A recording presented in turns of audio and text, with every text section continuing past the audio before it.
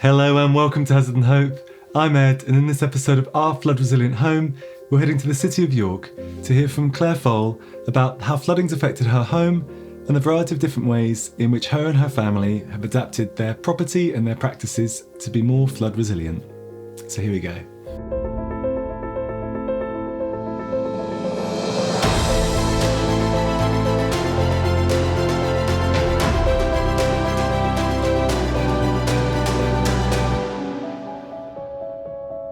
This episode of Hazard and Hope is sponsored by Yorkshire Flood Resilience. So just to set the scene, Claire's house sits next to a floodplain called the Ease and about 80 foot back from the River Ouse. Now, periods of heavy or sustained rainfall can cause river levels to increase, but the Ouse is also liable to flooding as a result of both storm and tidal surges. Now, the property itself is one in a row of 4 terraced houses that sits apart from the rest of the street. It actually used to be an old pumping station, which was built in 1894. It's a brick built with suspended timber floors in 3 out of 4 of the homes. And that's actually one of the reasons, as we'll hear, why the neighbours need to work together on managing flood risk here, because that floodwater can move between those party walls and the void beneath the floors. And we're now going to hear from Claire about the journey that her and her family have been on in making their home more flood resilient. We bought the property in February 2011. We knew we were going to, or we were fairly certain we were going to flood when we moved in. Not sure when, but we were in an area that had a 10% likelihood of flooding. So before we bought the property, we'd already had quite a comprehensive survey done, which told us to raise the light switches, make sure we had hard floors, look at how we designed the kitchen, all sorts of different things to try and protect us from a long period out of the property if we did flood. And then in 2012, just short of 18 months later, we did flood. We flooded to about 60 or 70 centimetres in the house. There's a line on the door where you can see how far it got. We had lifted up all our furniture, so we were ready in that sense, but there were no measures in place to protect the water, prevent the water coming in. And as a result, it all came in. The whole lower ground floor was absolutely 60, 70 centimetres. Outside, we were pretty much marooned, so the bottom of our street has a dip that's lower than where the houses are. So as a result, you couldn't pass there safely. The strength of the River Ouse rushing down to Hull as a result of the floodwater made it really dangerous to cross. So the 4 houses that occupy this spot of land meant we couldn't actually get out. You've got a kind of scrapbook of flood memories, is that right? That yeah. Put together. Well, it's actually home memories, but obviously living in the house includes flood. So okay. yeah. Would you be able to show us that? Yeah. Just interesting. This is the night before, still wearing wellies, thinking, it's just not going to be too bad. Look, it's just bottom of the chairs. And then we woke up in the morning. We had 60 to 70 centimetres of centimetres of water in the house. Basically trapped upstairs until Steve next door had gone to collect waders off my friend. There you can see the water's coming all through the house. The chairs are now floating. There's a chair floating, there's another chair floating. Bits of debris just floating about. And then very quickly, so this is 2 days later, the water's down. So it came up very quickly and it went down very quickly. And then the following day it's all gone. That was it. And then starts the renovation. So we've got humidifiers everywhere. All the plaster's been stripped off and this is all now in plaster. Drying took between October, December, so that's 3 months of drying. The actual experience of flooding, and I don't know if anyone else you've spoken to feels the same, but the actual experience is weirdly exciting and surreal. So it's very silent. The way the water and the depth of the water kind of deadens sound, so it doesn't feel like you're in your normal environment. Obviously it's full of water, so it wouldn't anyway, but even just being outside you can't hear things the same way. There isn't any birds or wildlife around. Everything sort of vacates the area. The house was like it for about 3 days, 72 hours I suppose, before the water started to recede. During that period it was just very strange. We drank a lot of Prosecco with the neighbours, ate lots of fish and chips, had a bit of a weird sort of celebration that this has happened, but then afterwards it's absolutely devastating. So you see the mess that it's left behind. You're very aware of how much stuff you've lost. You have to decamp immediately and go and live somewhere else at a very short notice. So you just have to take whatever you can get. You have to leave a lot of your stuff and just trust it with people you don't know. So a load of, insurance contractors, and you're out of your property for 6 months, which was awful. During that experience, the neighbours and I, we all stayed in touch with each other and kept our little community spirit going, even though we were all spread out across the whole of York. We managed to get people interested in supporting us to protect the property the next time round and put some resilient measures in. Each had surveys done, and as a result we had some equipment that was added to our properties. All the properties that had sprung floors, which are 3 of the properties, had sump pumps added. We had floodgates put in the front and the rear of the property at our front and back doors.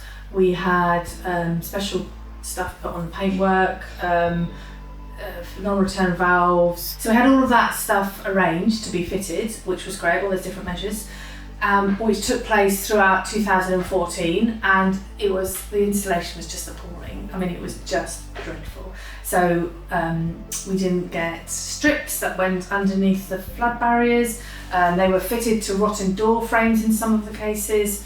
There were missing bolts and missing gates and gates that were twisted slightly, and some pumps that weren't properly put in, and with the electrics and everything. Anyway, that was never properly signed off, and then in 2015 we flooded again, and the measures that had been put in place just failed catastrophically.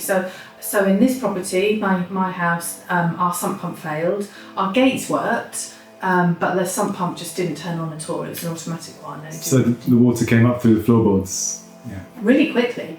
So flood in 2015, very similar story in the sense the water came into about 60, 70 centimetres. This time, of course, it was Christmas. So we woke up in the morning, the Christmas tree had flooded, there's a little Christmas tree all flooded. We had the measures in place, but as you can see, water on both sides. So water in the garden, water in the house. The bung didn't work in the toilet, but it was overwhelmed by the water. Fridge floating again. Kitchen looks a mess. My friend said, God, your kitchen's a mess, but she's absolutely right. But we piled everything up the night before to try and protect it as much as possible. So yeah, it was a very different experience. But again, it went up really quickly and it came down really quickly.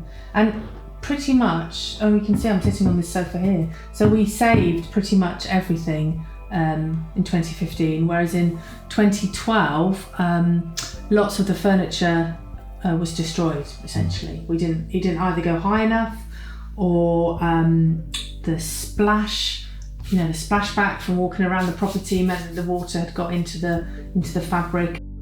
I think I was more angry the second time round than the first time.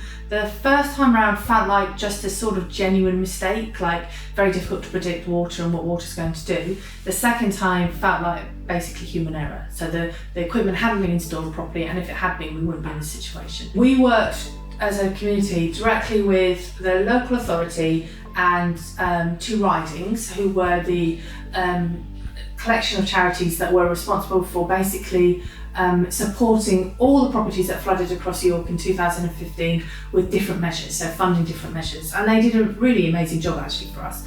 As a result of that, we all had little flood walls put around our properties that joined on at certain points so that we could act as a single property rather than individual terrace properties. I contacted the Environment Agency, and we knew that they were providing grants to properties that had flooded to the value of about £7,500, which was more than obviously we got the first time round, so that was great. And we talked to them about being part of that. A bit of backwards and forwards. Anyway, where we are now is we are replacing the equipment that failed, which is fantastic. So we're getting new sump pumps at the end of September. The gates that didn't work in the neighbouring properties are being replaced.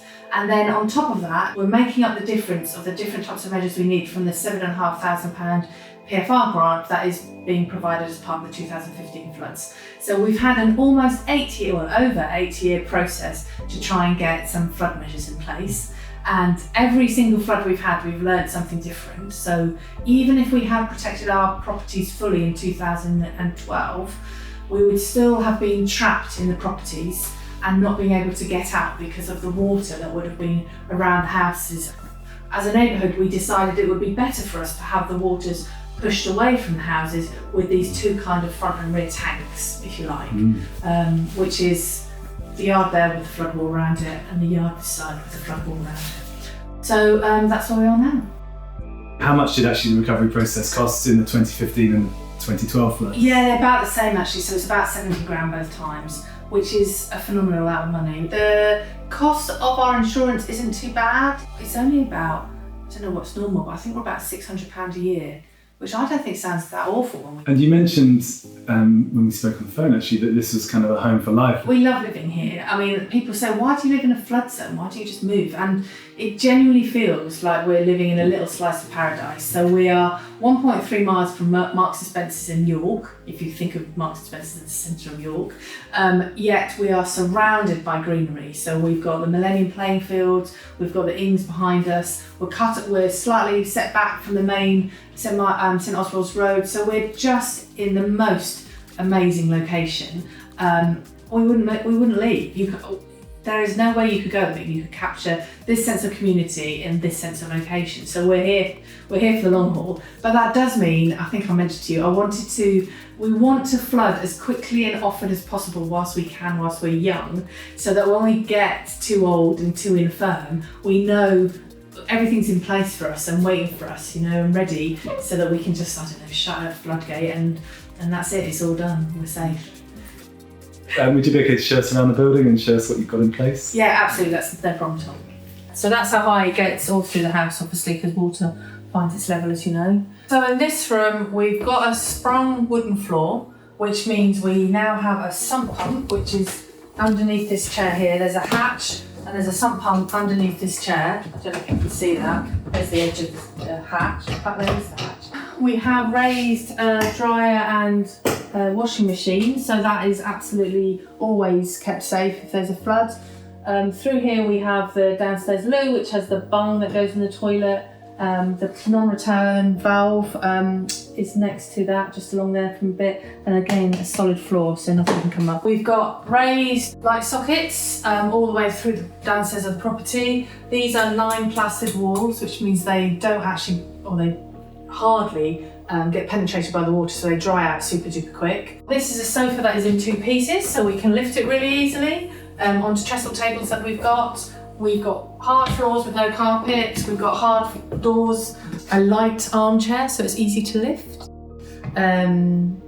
crazy big TV that we just take upstairs, and not much stuff. So you can see that we've got a cupboard and then the PS4, and that's it. So we don't have a load of stuff downstairs. We make it really easy to move stuff up as quickly as possible. We've got a solid stone floor, so this is the old kitchen hearth, as it were, or the old pantry room, and this is all stone. Again, we've got lime plaster, we've got raised sockets, wooden furniture again. So this used to be a big library cupboard that was all one.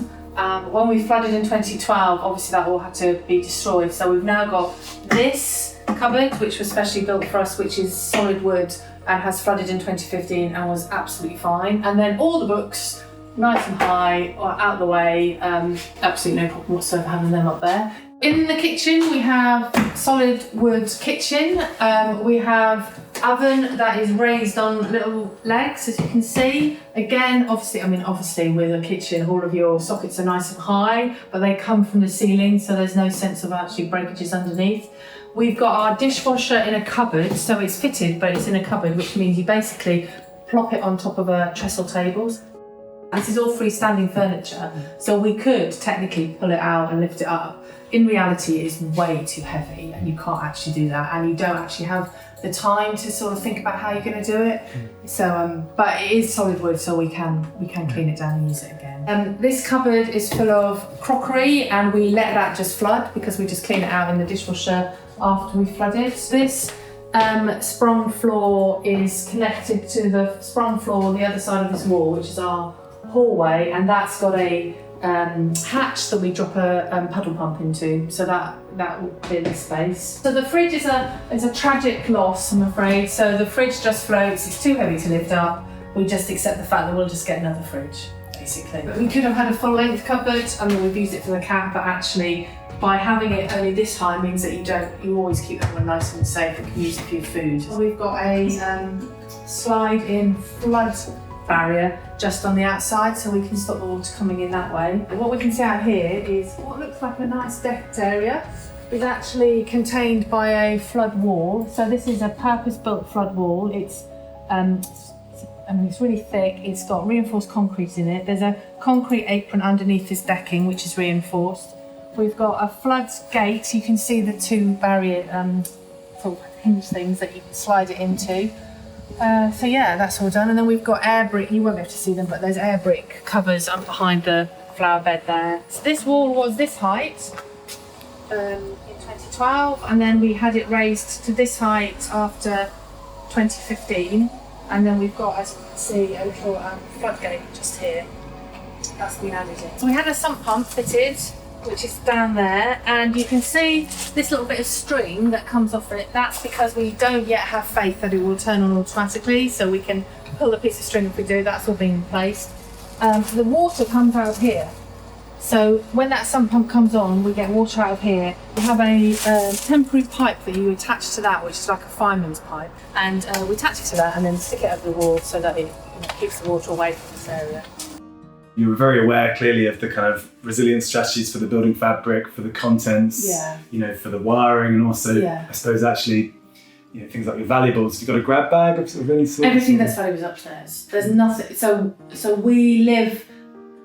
So we're not minimalist, but we don't have a lot of stuff, and we lost a lot of valuables in the first flood in 2012. It was a month after we married, so we also lost a lot of our wedding gifts. And we just don't hold on to stuff the same way other people do. We have cupboards, and if the cupboards are full, we get rid of stuff. We don't accumulate the way I know other people get the opportunity to accumulate, because you have to move quickly. If you're going to flood, you have to be able to grab things and get out. And there's no point having, 80 different videos and the whole set of Game of Thrones or whatever. You might just download it. So yeah, we're quite sparse on our stuff. The kids' toys, we make them keep them in their bedrooms. So for exactly the same reason, their bedrooms are like big toy cupboards, and they keep it all up there, rather than having it downstairs as another thing to move out. So yeah. We just live just a little bit differently, but that's all right. It's not hardship. It's just thinking about things differently. So number 4, Matt and Harvey, they've moved in about a year ago, and all of us have been around there and helped them, tell them what to do, and actually Harvey and Matt have been brilliant. So they are equally sparse downstairs. There's lots of kind of high shelving to lift things up on, and just really thinking about what's dispensable, what do I need to keep, and what don't I need to keep. So yeah. Brilliant. Reducing that exposure so it's not even going to come into contact with it in the first place. Yeah, and then you don't have to worry about it, because it's not here. So. In terms of management, and do you do any particular maintenance now moving forward on the property? Well, so even since 2015 and the sump pump failed, we squirt out the sump pump and make sure that continues to work. So where I said it didn't work, it didn't come on automatically. You can pull the float thing up and it goes, it's fine. So we always make sure the sump pump's clean. We clean out and make sure the air cover, the air brick things haven't got debris or stuff stopping the thing rising. We check, we have easy access to our shed, which is where all the flood stuff is kept. And the crates are all empty, ready to fill up. This is generally, we start doing this around sort of September. So flood season is really September to March. So you kind of prepare from September. We make sure all of the floodgates, there's a kind of little metal bar, I suppose, that they sit on. We make sure that's all nice and clear. So yeah, we do maintenance. Do you ever practice the flood plan or the flood sort of? We've walked through it a few times. So we've done desktop, where we basically pretend that we're flooded and then walk it through. In terms of the kind of floods, has there been a consistent amount of time that you get as a warning to prepare and adapt? So for us, yes, it was the same amount of time. You get about 12 to 16 hours, something like that. So long enough that the night before your morning's going to be compromised, and you can either work through the night or whatever. But we use Twitter all the time to watch the river going up and down. So there's a Twitter account called Viking Recorder, I think, which every day, I mean, you get to know how high the river is. And as a neighbourhood, we just are trawling over that all the time. So yeah, when the river's high enough, which is when you can see the boats at the end of the river looking like they're just about to float into our garden, so they're really high, that's when you start really watching the river height and seeing when you might need to start doing something. As a community though, and because we're separate from the main road, we're in constant communication about what do we need, who needs help lifting stuff, who needs help getting stuff, have we got enough food in, like how do we get the kids to school, who's borrowing whose boat, all these different things just to make sure that we've actually got our flood plans in place. So yeah, we're a really tight-knit community, and it's a strange thing to say, but we are tight because of adversity. So adversity definitely brought us together, but as a result, it's made a really strong, warm, beneficial, mutually supportive community that weathers all sorts of different storms. How's it been with the children going through the floods? We've decided that we're going to convert upstairs into a 2-bedroom flat next time and just stay, because it's not worth their emotional health, frankly, just to move out whilst the insurance company's here. It's just not worth it. So number one, they've flooded more than we have. They've been here 40 years. They always stay. They just move upstairs, and they've moved upstairs with the kids, and then the kids have grown up and moved out, and they still live upstairs because they're not leaving. This is their home. They're not leaving it. And I've learnt a lot from what they've done. So they take out both floods they've been through where we've been here, 2012 and 15.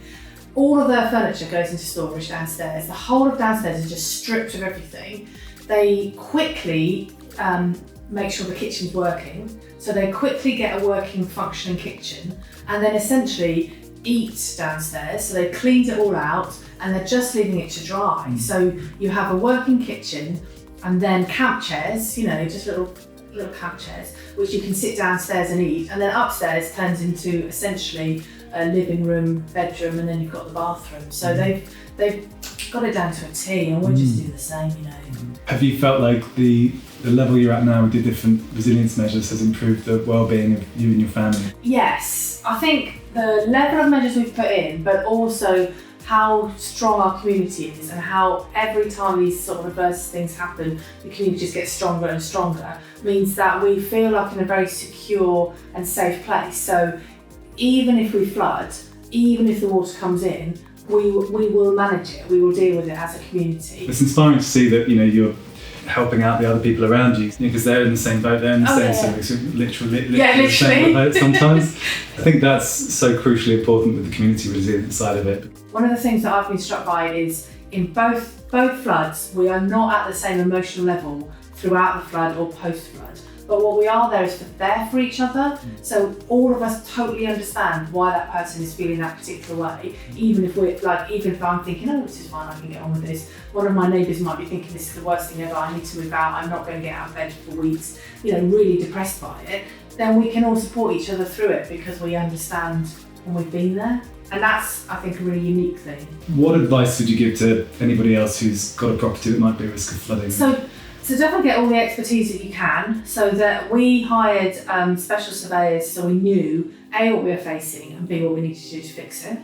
And then throughout each flood, we've made sure that we have talked to multiple different experts about what they would recommend, whether it's concreting the floors, building the wall, whatever it is, what do we need to do? But then also build relationships with your neighbours as quickly as possible. So you can't be an island in this. You have to have people around you that understand what you're going through, are there for each other, have experienced the same, and absolutely work together as a supportive and really warm and welcoming community to get everybody in a safe and secure place as quickly as possible. Because it's not just the infrastructure or the measures or the bits and bobs, it's actually how you feel about it and how you feel about your home and living in your home.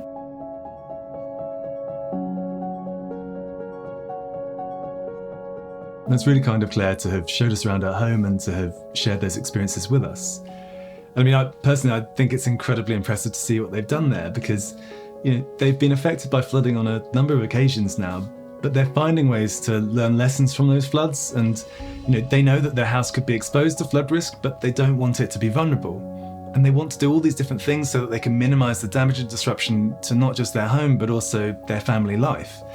And the way in which they're working together as a community as well, I think, is incredibly impressive because, I mean, in some sense they have to because of the way that their houses are terraced and set apart from the rest of the street. But that sense of camaraderie and togetherness and knowledge sharing is incredibly important. And I think that when we think about the journey of recovery, it's not just about drying out the walls and mopping up the floors. It's an incredibly traumatic and emotional experience to go through. And so, as Claire was saying, that they know that they're there for each other. So, to have that support network during that recovery process is really invaluable. And we should be finding ways to reach out and to help people connect. But I'd also say that it does show you that flood resilient design doesn't have to come at the compromise of having a beautiful or a stylish home. Because there's some really fantastic spaces in there. And in many ways, I guess they've made specific choices about the types of furniture and where they position things like their valuables. But those sound like, small changes that they're happy to live with and work around, to know that they're not going to lose those items. And that if that floodwater comes again, that they're really ready and quick to adapt and to adjust how they're living in the space. And so, there are so many fantastic things that I think we can learn from this. And it's really inspiring to see. We have also created a 3D tour of this space if you'd like to explore it further. It's available to view at hazardandhope.com. And with this model, you can click to move around it and actually interact with different touch points to find out a bit more detailed information on the different types of interventions that Claire and her family have put in place to make their home more flood resilient. You can also see how beautiful and lovely a space it is as well. Thanks very much for listening. If you'd like to keep updated on future episodes, please subscribe below. Hit the bell for notifications, and we'll look forward to seeing you soon.